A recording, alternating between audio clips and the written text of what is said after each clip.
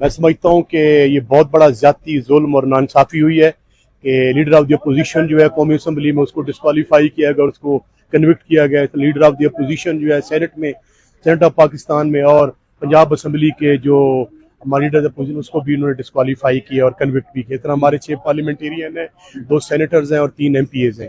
تو میں سمجھتا ہوں کہ ہم نے بڑے ببانگے دو اور واضح طور پہ ہم اپنے دوستوں کے ساتھ، اپنے ساتھیوں کے ساتھ اظہار یکجہتی کرتے ہیں.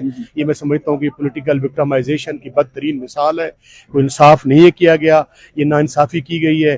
میں سمجھتا ہوں اگر میرٹ پہ اور جو انصاف کے مطابق اگر فیصلے ہوں گے تو ہر کچھ کو تسلیم بھی کرے گا. اگر اس میں کسی کو کچھ جزا ملتی ہے، سزا ملتی ہے تو تسلیم کرے گا. میں یہ سمجھتا ہوں کہ یہ جو فیصلے ہوئے ہیں وہ آئینی طور پہ اور قانونی طور پہ اس کا کوئی جواز اور جسٹیفیکیشن نہیں ہے.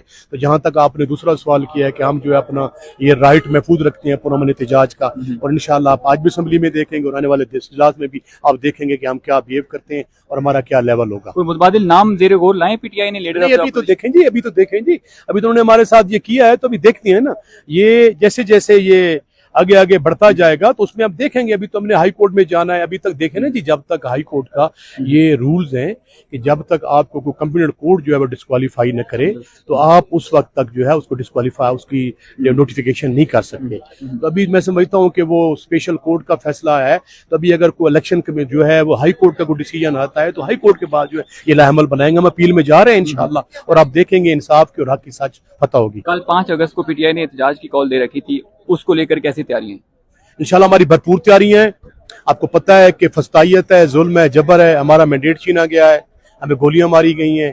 ہمارا جو سپریم کورٹ آف پاکستان فیصلے کو نہیں مانا گیا، الیکشن بر وقت نہیں کرائے گئے.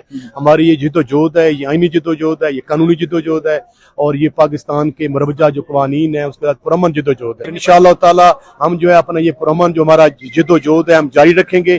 اور ہر لحاظ سے کل جو ہے آپ دیکھیں گے پورے پاکستان کے اندر احتجاج ہوگا. ہر لحاظ پہ فسطائیت ظلم کے باوجود لوگ نکلیں گے.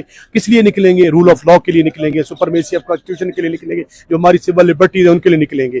ہمارا کوئی ذاتی ایجنڈا نہیں ہے، ہمارا کوئی ذاتی مفاد نہیں ہے. ہم چاہتے ہیں کہ اس ملک کو برائے مہربانی عین پاکستان کے تحت چلایا جائے، جو پاکستان کے قوانین ہیں اس کے مطابق چلایا جائے.